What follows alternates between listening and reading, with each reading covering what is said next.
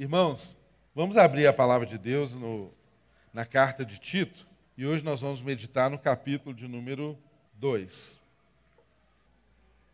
Está escrito: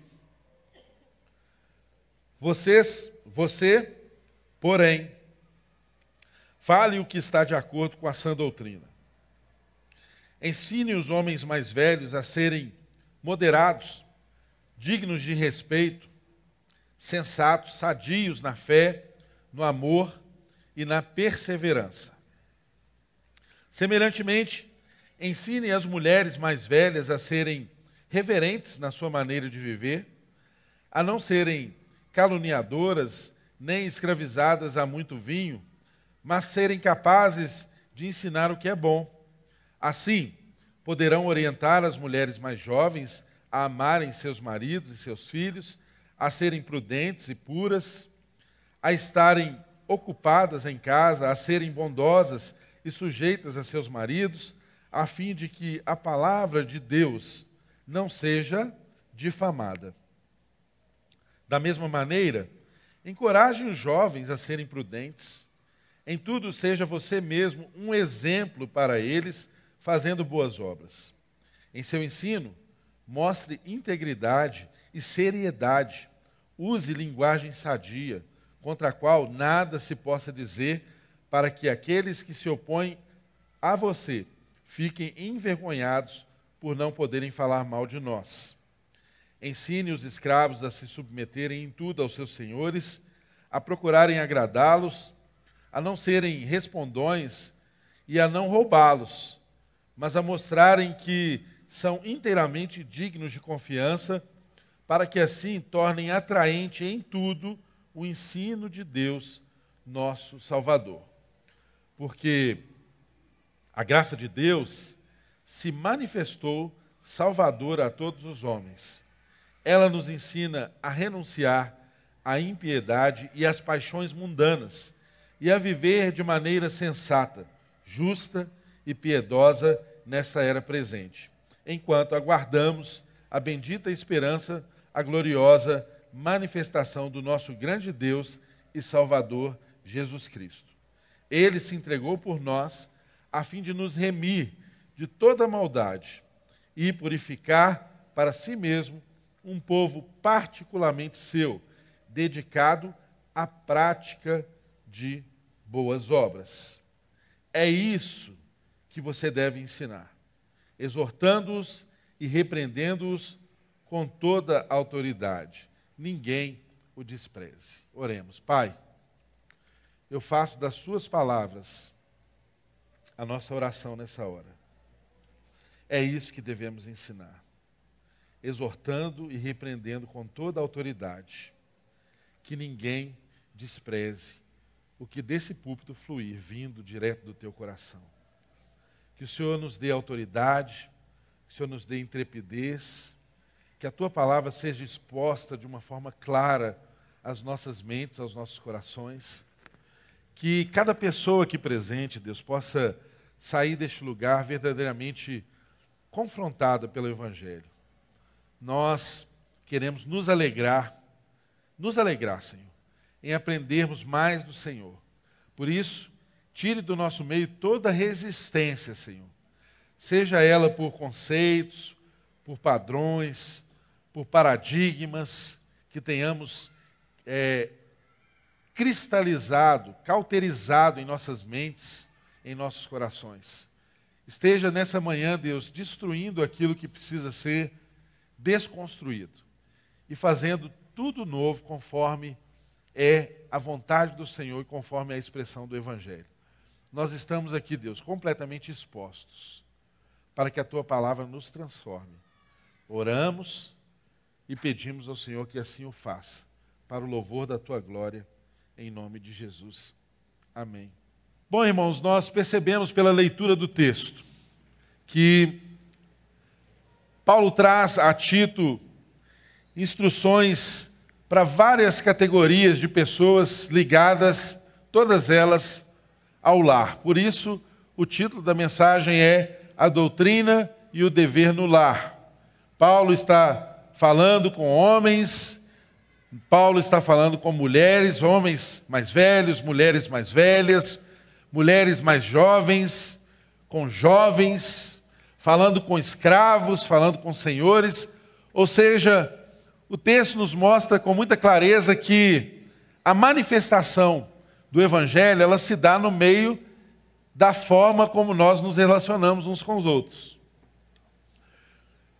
Não adianta nós pregarmos coisas maravilhosas sobre Deus, se as nossas relações não demonstrarem que isso é uma verdade. Eu já ouvi um pregador dizer que na boca de um mentiroso até a verdade de Deus se torna uma mentira. Explico. A palavra de Deus não é mentira. Mas por que ela se torna uma mentira? Porque a pessoa vê que aquele que está ensinando, falando da palavra de Deus, não vive, porque ele não crê para ele mesmo que aquela boa palavra é boa. Essa palavra não se manifesta, a graça não se manifesta na vida dele. Ele fala de uma coisa e vive outra. E quem olha de fora, o descrente, ele percebe que, ainda que o discurso seja verdadeiro, aquilo se torna para ele uma mentira, uma falsidade. E é por isso que muitos, e talvez a maior igreja, esteja lá fora, e não aqui no nosso meio. Porque há pessoas que se convertem porque conhecem um cristão. E essa é a preocupação de Paulo, aqui no texto bíblico. Mas há muitas pessoas que não se entregam a Jesus, não porque não sejam simpáticas a Jesus. Até acham Jesus muito legal, mas não suportam aqueles que falam de Jesus e não vivem absolutamente nada do que Jesus ensina. E nós, com a nossa atitude, tornamos o Evangelho insuportável para algumas pessoas. Temos responsabilidade. Não somos isentos quanto a isso. Responderemos diante de Deus sobre a propagação, sobre qual evangelho que nós ensinamos com a nossa vida. Por isso, que a simplicidade e a objetividade da linguagem de Paulo não pode deixar-nos inertes, apáticos, desanimados, esmurecidos, sem uma tomada de posição. Quando nós nos deparamos com uma palavra como essa, o que Deus deseja fazer em nós é uma verdadeira revolução. Ele não quer que você fique confortavelmente como você está. A palavra tem que ser desconfortável mesmo. Porque assim, nós seremos levados, conduzidos para um processo de mudança. E é tão bom quando você sai do culto constrangido pelo que Deus falou ao seu coração. Ao contrário de muitos que às vezes vêm no culto esperando uma palavra que faça ele se sentir mais feliz, se sentir mais aliviado das tensões do dia a dia. Não. Nós não nos propusemos a isso, irmãos. Nós fizemos aqui na nossa oração inicial o mesmo que Paulo escreveu nessa carta. Que nós devemos ensinar é isso, exortando e repreendendo com amor, com toda a autoridade, e ninguém está apto a desprezar aquilo que é a palavra de Deus para as nossas vidas. Amém? Glória a Deus por isso. Percebam que, nesse capítulo de número 2, ele traz primeiro as instruções para os grupos, para depois ele dar a razão doutrinária pela qual aquelas instruções faziam sentido para a vida deles.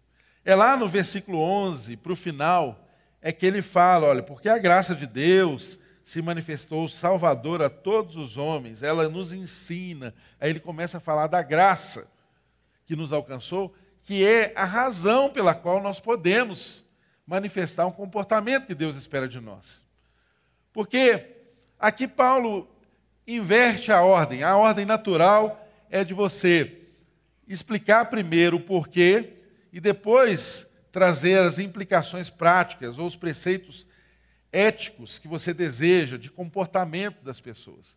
Mas Paulo, aqui nesse texto, ele faz essa inversão, mas ele não deixa de trazer o porquê as pessoas deveriam se comportar. Porque a dificuldade que a gente tem é essa, né? Às vezes, a gente ouve muito sobre a conduta cristã, como devemos nos comportar, mas nós não entendemos em que se fundamenta esse comportamento, o porquê, a razão pela qual devemos manifestar o que precisamos manifestar.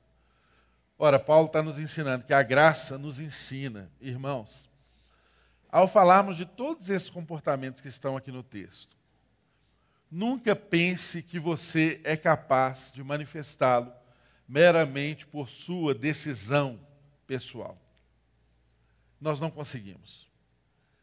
Só a graça de Deus pode nos ensinar. Só a graça de Deus pode nos ensinar.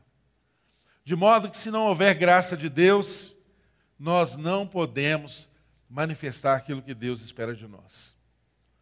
De modo que, se somos alcançados pela graça de Deus, Deus pode esperar de nós aquilo que é um comportamento baseado na graça que Ele derramou sobre nós.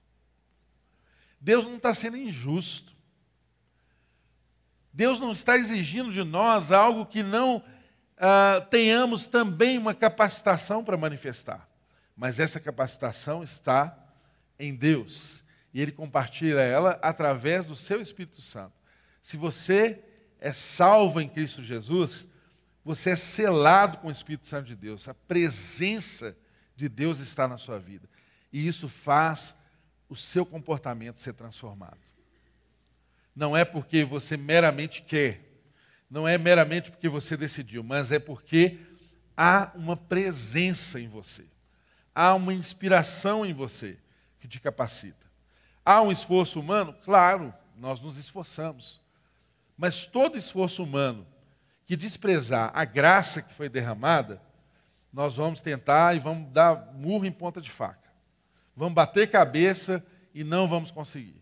Vamos nos transformar em religiosos que buscam cumprir preceitos para serem vistos por Deus, ovacionados pelas pessoas, aprovados, aplaudidos, mas isso é uma religiosidade que não nos conduz a Deus. O que Paulo está nos ensinando, tudo aqui é baseado na graça que já foi derramada sobre nossas vidas. Por isso, eu estou invertendo um pouquinho a ordem desse texto, para nós não nos esquecermos disso, irmãos. O texto diz assim: você, porém, fale o que está de acordo com a sã doutrina. Percebam, irmãos, que o texto anterior, no capítulo 1, terminou falando exatamente dos falsos mestres. Aqueles que Paulo diz para Tito, olha, eles precisam ser silenciados. Esses não podem ter voz. Silencie esses falsos mestres. Exorte o povo de Deus, repreenda-os severamente, para que sejam sadios na fé. Paulo termina o capítulo 1 anterior nesse tom, falando dos falsos mestres, dos falsos ensinos, daqueles que precisavam ser silenciados, e agora ele inicia o capítulo 2 com a expressão: você, vírgula, porém, vírgula, fale o que está de acordo com a sã doutrina.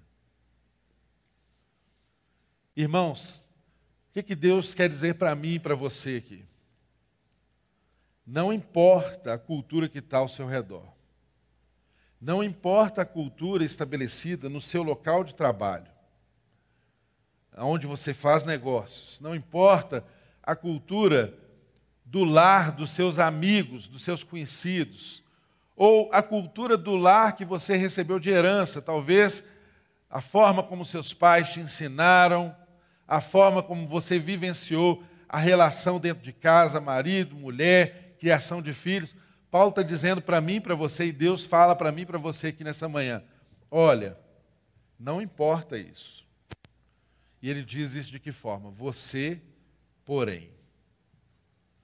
todo cristão nascido de novo, Deus olha para nós e nos instrui dizendo assim: você, porém.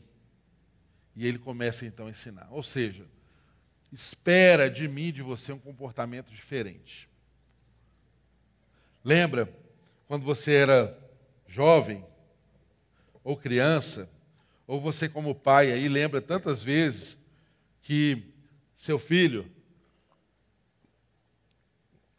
pede para fazer algumas coisas e você não quer que ele faça? Aí você ouve aquele argumento muito conhecido, né? Mas todo mundo está fazendo. Aí o que você responde para ele? Você não é todo mundo.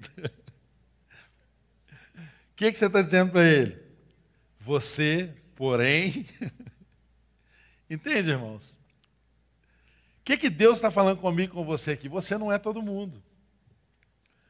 Você é um povo especial, você é um tipo de gente especial. Você foi lavado, você foi remido no sangue do Cordeiro, você foi levantado, assim como Israel, como exemplo para as nações. A igreja de Cristo, ela evangeliza através do seu exemplo. Então, quando você olhar ao seu redor e ver tudo o que está acontecendo, e for tentado a fazer igual as pessoas fazem, lembre-se, Deus está dizendo para mim e para você: você, porém. Você, porém. Porque em alguma medida, irmãos, nós estamos frequentemente expostos à palavra de Deus.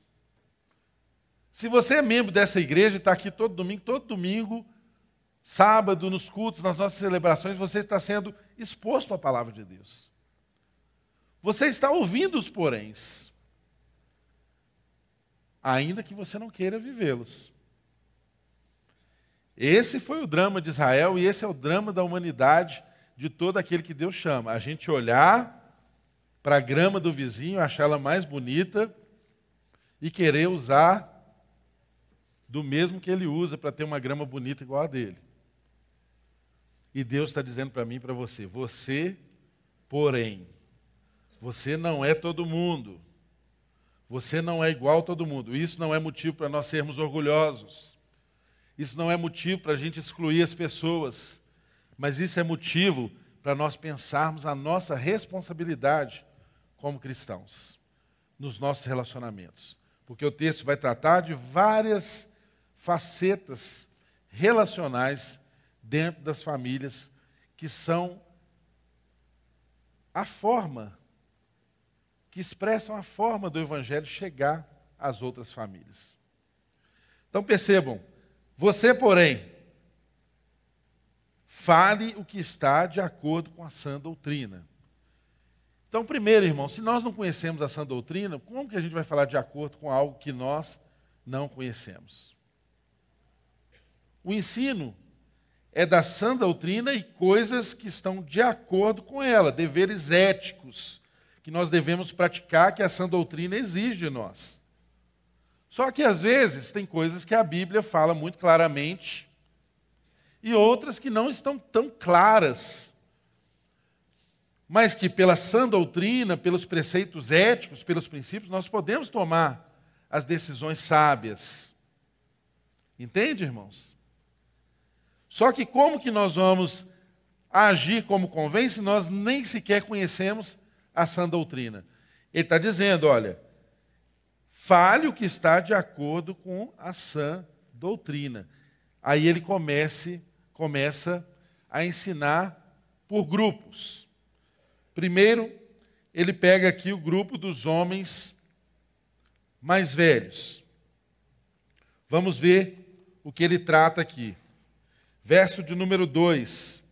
Ensine homens mais velhos a serem moderados, dignos de respeito, sensatos, sadios na fé, no amor e na perseverança. Percebam que ele primeiro está chamando aqui Tito a trabalhar com os homens que possivelmente eram os principais responsáveis da propagação do Evangelho. Porque os bispos, os presbíteros eram escolhidos entre as pessoas mais experientes. E aqui, gente, o mais velho aqui não significa que é alguém que é muito idoso, não. Pessoa mais experiente. Aliás, o texto vai falar também de mulheres mais velhas. Aqui o mais velho, hoje, né, a menina hoje com 40 anos, a gente chama ela de menina, não é? Quantas meninas que nós temos aqui? Muitas, não é? 40 anos é uma menina. Naquela circunstância, uma mulher de 40 anos, ela já era vovó, não é mesmo? Não que não haja hoje, mas naquela circunstância, uma mulher de 40 anos era já uma mulher mais velha, digamos assim, não é? Como está aqui no texto. Era a mulher mais velha. Ou seja, o texto se adequa mais perfeitamente do que você imagina a sua vida. Tanto homens quanto mulheres. Pessoas mais experientes. E ele começa a trazer instruções aqui, olha, ensine os homens mais velhos. Então, possivelmente, Tito tinha que lidar com um problema que, às vezes, as pessoas podem ter com pessoas mais velhas. Às vezes, as pessoas mais velhas não se admitem ser ensinadas. Não são ensináveis. E num contexto aqui como Tito estava envolvido, ele sendo um líder jovem, ele possivelmente teria que repreender, corrigir, exortar e ensinar homens que tinham muito mais experiência de vida que ele. Mas ele era chamado por Deus para fazer isso. Então perceba, o texto diz para ensinar esses homens porque eles eram cabeça de chave. O comportamento deles era determinante para que o comportamento daquela sociedade fosse transformado. Homens, pais de família, irmãos, como o Evangelho é transformador quando você percebe que numa casa, o pai da família, o homem, tem uma atitude de compromisso com Deus. O homem é transformado. O homem é compromissado. Quantas lutas e quantos problemas deixariam de existir se meramente os homens tomassem a posição que devem tomar dentro das suas casas, na sua liderança, naquilo que Deus o instituiu para ser, sendo ensinável pelo Evangelho, pela palavra de Deus e tendo o comportamento que Deus exige que nós tenhamos. Então, ele trata aqui com pessoas que, se transformadas, famílias inteiras seriam transformadas. Irmãos, os nossos filhos estão sendo alcançados. Nós tivemos aqui semana passada batismo, né? A maioria eram adolescentes e juniores, adolescentes, jovens, batizando. É uma bênção. Eles estão sendo alcançados. Mas como é transformador quando um pai, quando um líder, um pai de família realmente é alcançado e transformado pelo Evangelho. O efeito que isso tem. O que isso produz numa casa. É maravilhoso. Ou quando alguém que já é crente no Senhor Jesus tem uma transformação verdadeira. Um reavivamento espiritual. Resolve tomar posições que sabe que precisa tomar e não toma. Isso é transformador. Então, Paulo está ensinando Tito que essas pessoas deveriam ser instruídas, ensinadas. Então, Tito tinha capacidade de ensinar homens mais velhos a serem moderados, dignos de respeito, sensatos, sadios na fé e no amor. Eu anotei uma frase de Crisóstomo, que ele diz assim, Crisóstomo, há certos erros de conduta que são decorrentes da idade. Algumas falhas são comuns a jovens e idosos, mas para os idosos há questões específicas. Ele fala de, em outras palavras aqui, ele fala de insensibilidade e ele fala de irritação, que era comum observar aqui nas pessoas mais velhas. Então, tem algumas características, né? A questão de ser ensinável, às vezes a questão da irritabilidade, mais à flor da pele, não é?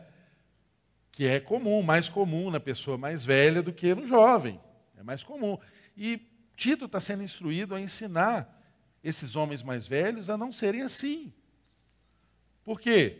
A pessoa, às vezes, mais velha, ela tem uma forma da vida já condicionada, ela tem uma experiência, ela viu muitas coisas, ela sabe como as coisas funcionam melhor. E, às vezes, esse muito saber torna-se também uma impaciência com aqueles que estão junto com a gente, aprendendo no caminho. Então, é preciso que o mais velho também seja moderado, ele seja digno de respeito, seja sensato, haja com sensatez. Por quê? Ele não vai ter um mundo configurado para a sua idade, não é? Ele vai entrar, às vezes, numa igreja que vai ter a parede preta. E ele não gosta de parede preta. Ele vai deixar de conviver com os irmãos que a parede da igreja é preta? Às vezes, a altura do volume do louvor, né, dos irmãos cantando, adorando, pode incomodar. Será que isso vai privar a minha relação com os irmãos? Entende, irmãos? Igreja tem todo tipo de gente. E a sabedoria ensina aqui, através de Tito, que eles tinham que ter uma forma de viver digna, que manifestava na sua moderação, dignos de respeito, sensatez. Às vezes acontece também da pessoa ficar mais idosa e ela perder alguns filtros. Não é? Às vezes fala o que dá na teia. Às vezes era respeitoso no lar, né? Agora já solta pum a qualquer momento, em qualquer lugar. E às vezes para provocar.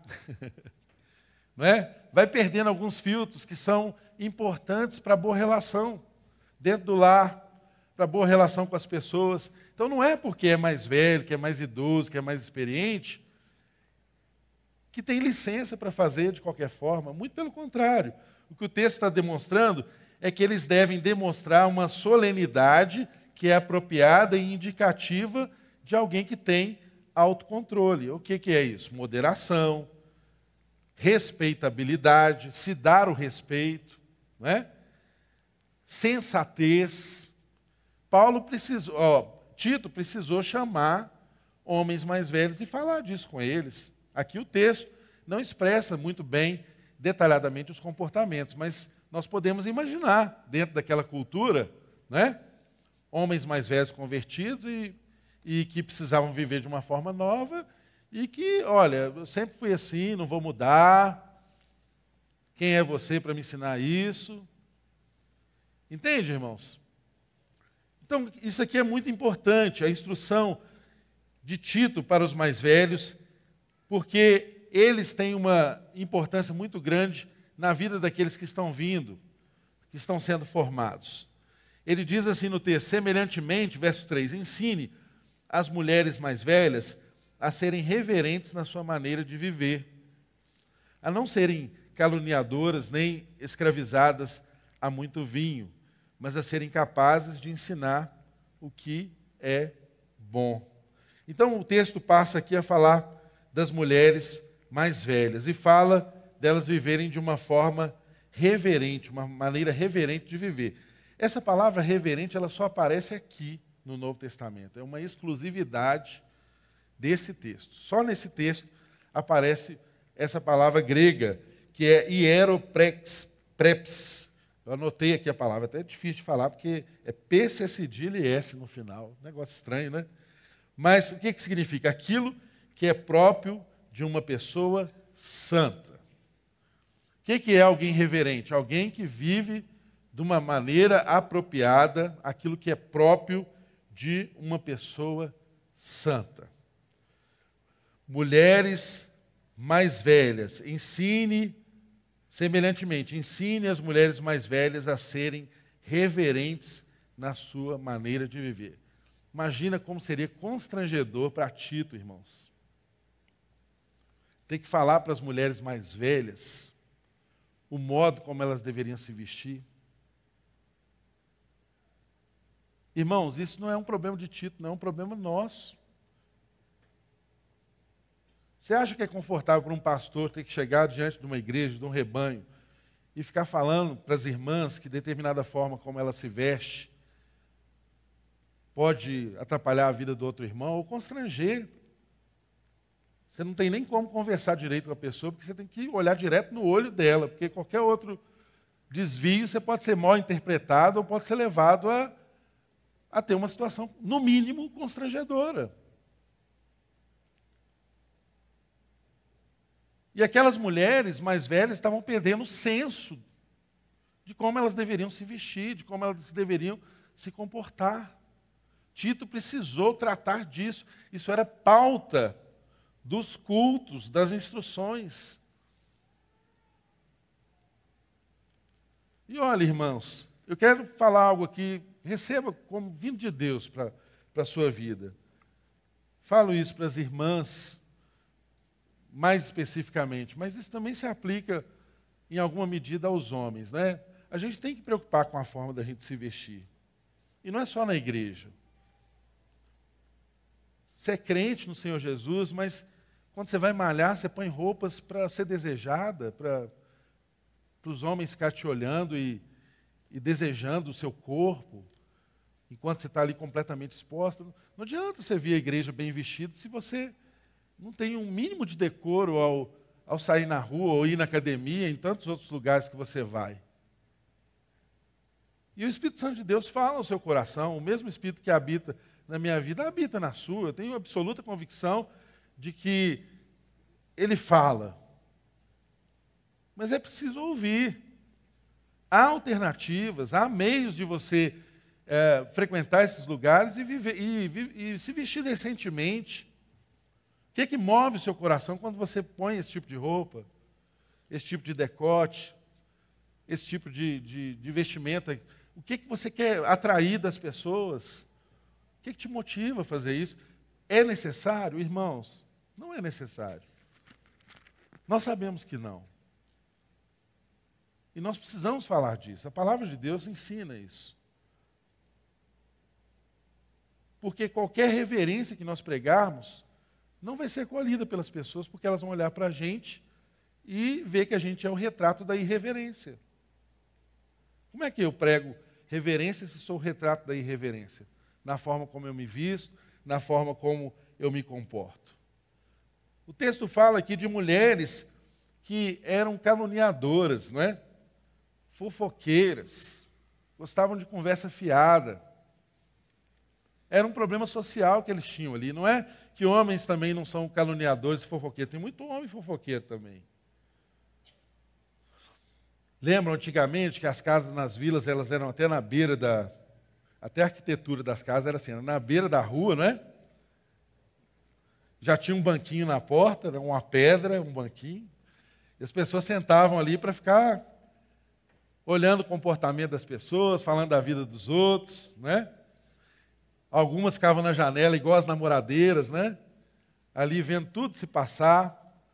E aqui, no contexto, parece-nos que essas mulheres estavam deixando de cumprir as suas obrigações como mães, como esposas, e se entregando a muito tempo de conversa fiada, falando mal da vida dos outros, se empregando a isso, se prestando a isso. O texto fala muito claramente aqui, olha, não serem caluniadoras, nem escravizadas a muito vinho. Engraçado, né? Que não falou isso quando estava instruindo os homens. Quando eu fui estudar esse texto, há historiadores que dizem que era um comportamento social ali naquela ilha de Creta, mulheres mais velhas que bebiam muito, que se entregavam a práticas sexuais ilícitas. E olha, irmãos, na nossa sociedade a gente assiste isso, né? Antigamente, há um tempo atrás, a gente via que era mais comum os homens beberem mais, não é? E hoje você olha o perfil social, às vezes tem mulher que bebe muito mais do que homem. Então, assim, não estou falando entre os crentes, eu estou falando do perfil social em geral. Mas aqui eram pessoas que tinham acabado de converter, precisavam ser doutrinadas, que às vezes tinham convertido e ainda não tinham se libertado de algumas práticas. Tito precisava falar disso. E Paulo instrui ele a falar isso. Mulheres, não sejam entregues aos vinhos, aos vícios da bebida. Olha a maneira como vocês se portam, sejam reverentes. A sua principal forma de pregar o evangelho é manifestando a reverência. E o texto diz: mas a serem capazes de ensinar o que é bom. Ora, quando há uma mulher mais velha que é irreverente na forma de vestir, irreverente na forma de comunicar, de tratar assuntos, tem tipo de linguagem que não cabe bem a você. Não é a forma adequada de se expressar. É necessário nós falarmos e pensarmos sobre isso, porque isso depõe contra o Evangelho. O linguajar, a forma escandalosa de ser, gritaria, sabe, não tem qualquer filtro relacional, trata de assuntos de qualquer ordem, no meio de qualquer tipo de gente, não tem esse senso de sensatez, de sabedoria. Paulo está instruindo aqui Tito a falar abertamente disso. Olha, vocês devem ser capazes de ensinar o que é bom. E nós não ensinamos o que é bom, tendo esse tipo de comportamento. A gente pode até falar de boas teorias, mas o nosso comportamento fala mais do que as teorias que nós ensinamos. A vida prática é muito importante. O texto continua nos ensinando aqui. Olha, diz assim: assim poderão orientar as mulheres mais jovens a amarem seus maridos e seus filhos, a serem prudentes e puras, e estarem ocupadas em casa, a serem bondosas e sujeitas a seus maridos, a fim de que a palavra de Deus não seja difamada. Percebam, o final do versículo fala que o objetivo principal era para que a palavra de Deus não fosse difamada. E as mulheres mais velhas aqui estariam aptas a instruir outras. Percebam que privilégio que há, e eu quero falar disso aqui especificamente. O texto mostra Tito sendo instado a ensinar homens mais velhos, ensinar mulheres mais velhas, ensinar jovens, mas o texto está dizendo que as mulheres mais velhas é que ensinariam as mais novas. Não é Tito que está sendo chamado a ensinar as mulheres mais novas. Percebem essa sutileza do texto? Tito está sendo chamado a ensinar os homens mais velhos, a ensinar as mulheres mais velhas, a ensinar os jovens, nós vamos ver a seguir. Mas quanto às mulheres mais jovens, o texto chama as mais velhas a ensinarem. Então veja a importância que há no seu testemunho da mulher mais experiente. O que você está ensinando para as mais jovens? Olha a importância que há de no meio da igreja, no seio da igreja aqui, entre nós, haver essa cultura de referência, as mulheres mais novas procurarem referência nas mulheres mais velhas, procurarem o ensino nas mais experientes, haver a troca geracional. Nós não podemos ficar apenas nos nossos grupinhos. Às vezes é o que acontece, né?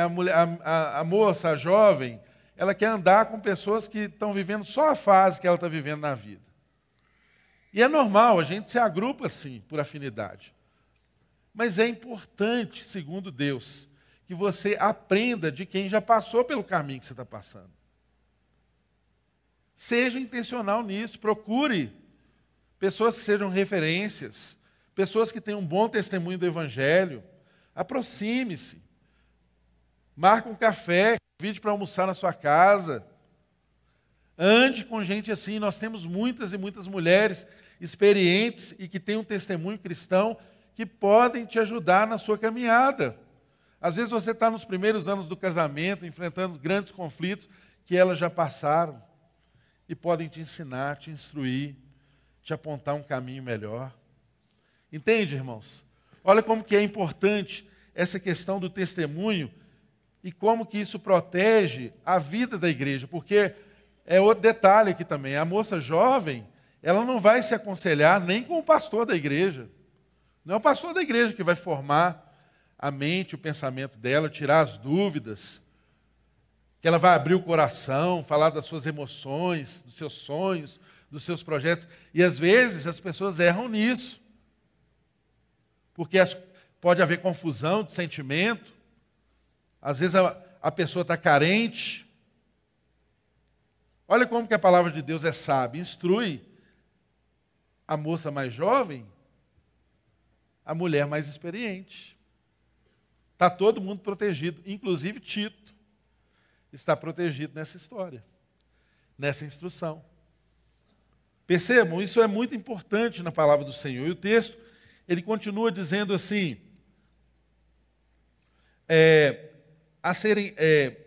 assim poderão orientar as mulheres mais jovens a amarem seus maridos e seus filhos, a serem prudentes e puras, e a estarem ocupadas em casa e serem bondosas e sujeitas a seus maridos, a fim de que a palavra de Deus não seja difamada. Percebam, o texto fala de mulheres jovens casadas. Por quê? Esse era um contexto mais comum, não é? As mulheres, elas se casavam muito cedo. Jovens, casadas. Era o contexto mais comum das mulheres jovens já estarem casadas. E às vezes, acontecia lá como acontece aqui, de uma mulher jovem, casada, não ter o comportamento adequado e não se ocupar da forma certa na sua relação com o seu marido, nas suas tarefas e responsabilidades em casa. Ela tem ainda dificuldade. Às vezes casa e pensa ainda como era solteira. Tem expectativas ainda de solteira, não entendeu o desenho da nova configuração que ela experimentou ali através do casamento. Ela precisa ser instruída, ela precisa ser ensinada a amar os seus filhos, a amar o seu marido, a estarem ocupadas em casa. Ou seja, ele está dizendo aqui que a mulher tem que ficar só em casa e cuidar só das coisas de casa. Tudo bem, naquela cultura acontecia isso, mas o princípio que está por trás disso aqui é a mulher amar o seu lar e cuidar do seu lar, mesmo que ela tenha atividades fora da sua casa. Ela cuida do seu marido, ela cuida dos seus filhos, ela está presente na educação, ela está presente na formação, ela supervisiona a sua casa. É isso que o texto está nos ensinando. Elas estão ocupando o seu tempo da forma certa. Às vezes, hoje em dia, o tempo é consumido com tantas coisas erradas que não são edificantes, que não vão transformar a sua vida, o seu lar. Quantos e quantos deixam de fazer coisas importantes para a sua casa, para a sua família, para ficar tempos e tempos nas redes sociais? Coisas fúteis, que não levam a nada, que não acrescentam nada. Isso precisa ser ensinado, isso precisa ser instruído, isso precisa ser pensado. É necessário haver exortação sobre isso. As mais velhas ensinando as mais novas. Quando o texto fala da mulher ser sujeita ao seu marido, nós sabemos que Deus criou homem e mulher em igualdade de dignidade. Mulheres e homens são tão dignos uns quanto os outros. Tem igualdade de dignidade. Mas há responsabilidades distintas. Então, uma mulher verdadeiramente submissa, ela entende primeiro que o marido dela também está submisso a ela, porque amar é uma forma de se sujeitar. Já vi algumas pessoas ensinando que o homem tem que amar e a mulher se submeter. O que é o amor se não uma forma de se sujeitar? Ambos estão sujeitos uns aos outros. Leia lá em Efésios capítulo 5, verso 19. Antes de falar de sujeição de mulher ao marido, fala de todos estarem um sujeito ao outro. Mas se a mulher não entender a sujeição da forma certa, e se o marido não entender a sujeição da forma certa, ele vai achar que ele pode escorraçar, que ele está por cima, que ele é uma espécie melhor de gente. o Evangelho não nos ensina dessa forma, a fim de que a palavra de Deus não seja difamada no nosso meio. Da mesma maneira, encoraje os jovens a serem prudentes. O texto aqui para os jovens é bem curtinho, mas a prudência, em outras palavras, ela está falando do jovem ter autocontrole, autodisciplina.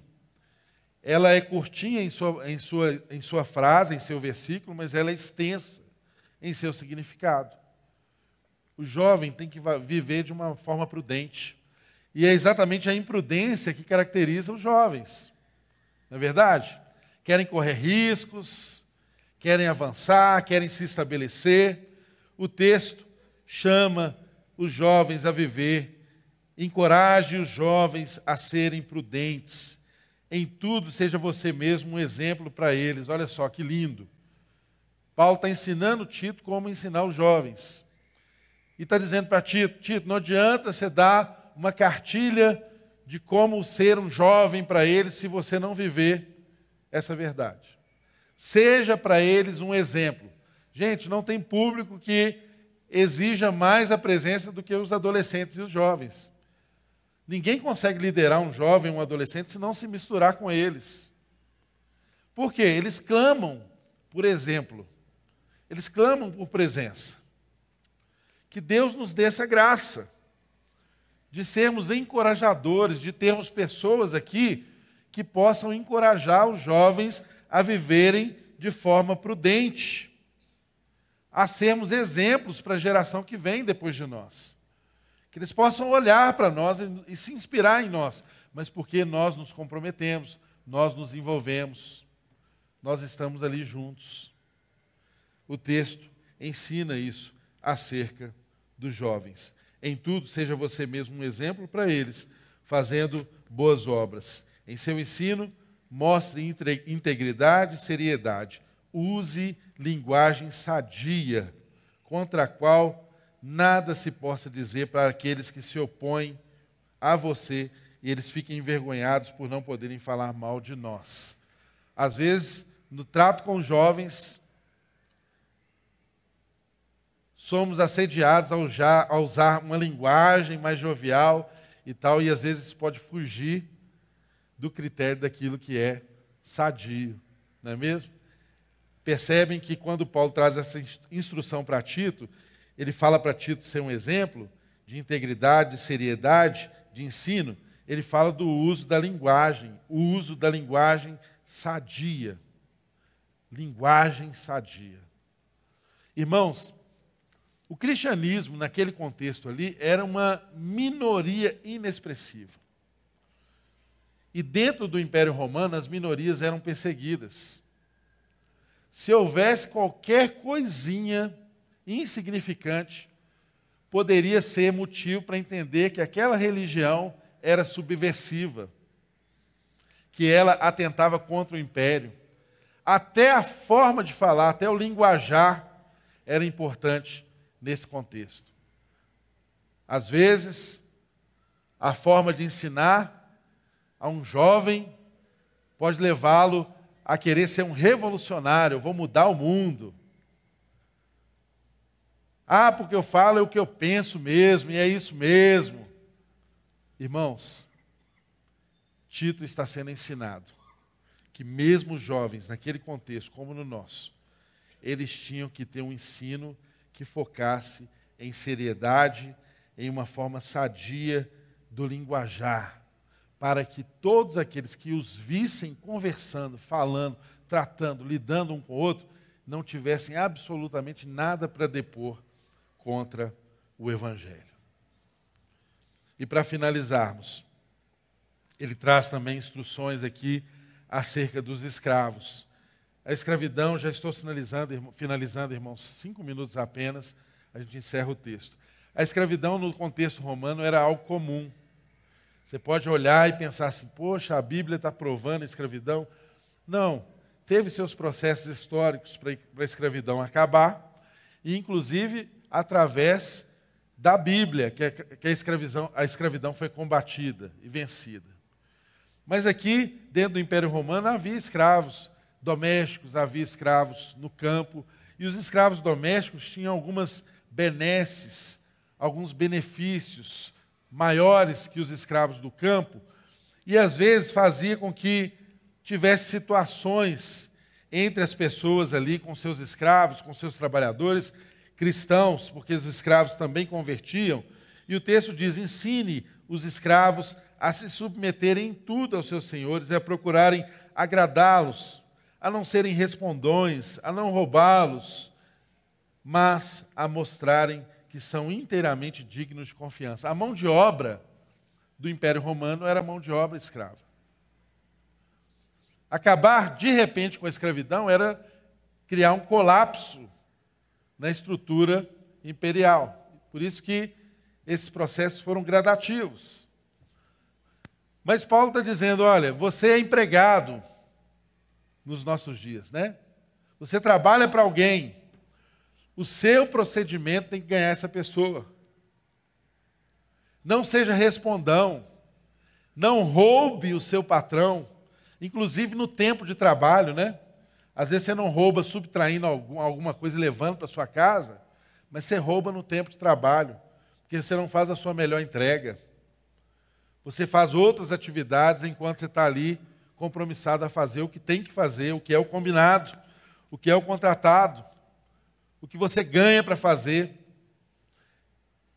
E Tito está instruindo esses irmãos escravos, esses irmãos que eram trabalhadores, a, pelo procedimento deles, tornarem o evangelho atrativo aos seus patrões, para que a palavra de Deus então chegasse a todos os lugares.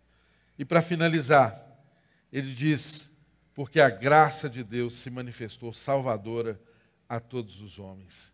Ela nos ensina a renunciar à impiedade e às paixões mundanas e a viver de maneira sensata, justa e piedosa.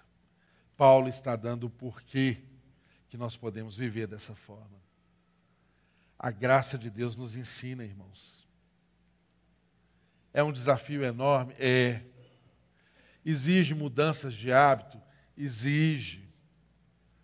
Mas nós não estamos completamente desabilitados ou inaptos ou sem qualquer capacitação para isso. Não, porque a graça de Deus nos capacita. Você foi alcançado pela graça de Deus? Então a graça de Deus se manifestou salvadora a todos os homens. Verso 12. Ela nos ensina a renunciar à impiedade e às paixões mundanas e a viver de uma maneira sensata. A sua vida sensata, ela é marcada pelas renúncias que você faz. E as renúncias que você vai fazer na sua vida, elas são capacitadas por uma graça que já está derramada sobre você. Amém, querido? Fique de pé no seu lugar. O texto encerra dizendo que nós somos instados a viver de maneira justa, piedosa, nesta presente era, enquanto aguardamos a bendita esperança, a gloriosa manifestação de nosso Deus Salvador Jesus Cristo. Ele se entregou por nós, a fim de nos remir de toda maldade e nos purificar para si mesmo um povo particularmente seu, dedicado à prática das boas obras. O trabalho de Jesus não será em vão por minha causa e por sua causa. Amém? No que depender de nós, que a graça de Deus se manifeste nas nossas vidas para que o trabalho dele não seja em vão. Ele se deu para ter um povo particularmente seu. Você é povo de Deus? Amém? Nós somos povo de Deus? Então somos chamados para dar essa resposta a essa graça maravilhosa que nos alcançou. Essa resposta à graça maravilhosa que nos alcançou nos ensina a viver uma vida de forma a testemunhar o Evangelho para todos que estão ao nosso redor. E mais uma vez eu encerro com a frase conclusiva que Paulo usou para título. É isso que você deve ensinar. Meu irmão, é isso que você deve ensinar na sua casa. Minha irmã mais velha, é isso que você deve ensinar para a mais nova. Meu irmão, é isso que você tem que ensinar para os jovens. Irmãos, percebam que o que a palavra de Deus está dizendo é que o pastoreio aqui é mútuo. Nós cuidamos dos outros. E a exortação é uma palavra de encorajamento. Não é para você desanimar. Não é para você esmurecer. Não é para você abandonar a fé. Muito pelo contrário. É para fortalecer a fé, o amor e a esperança. Essa mesma graça que se manifestou salvadora em Cristo Jesus, ela há de ter essa epifania, essa manifestação final gloriosa com a vinda de Jesus para transformar definitivamente a vida do seu povo e tudo que está ao nosso redor. Amém? Você crê nessa verdade? Amém. Então vamos orar, agradecidos a Deus por isso. Feche seus olhos no seu lugar. E curve a sua mente e o seu coração diante do Senhor. Pai, nós estamos aqui nessa manhã agradecidos pela palavra do Senhor que nesse instante fala aos nossos corações para alinharmos a nossa vida, corrigirmos a nossa rota.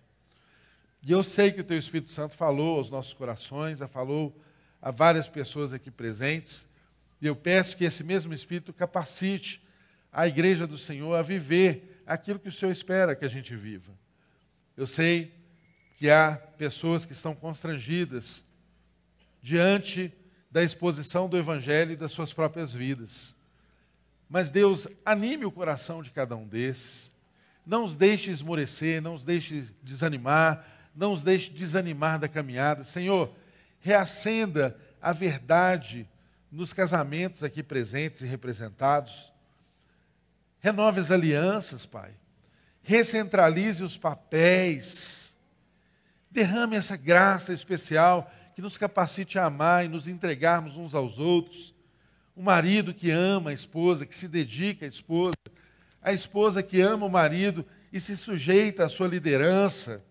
O marido que é centralizado no Evangelho e assume o seu lugar, a sua posição, segundo a ordem criacional, segundo Deus estabeleceu. Deus, dá-nos homens cheios do Teu poder, cheios do Teu Espírito, cheios do desejo de fazer a Tua vontade, Senhor.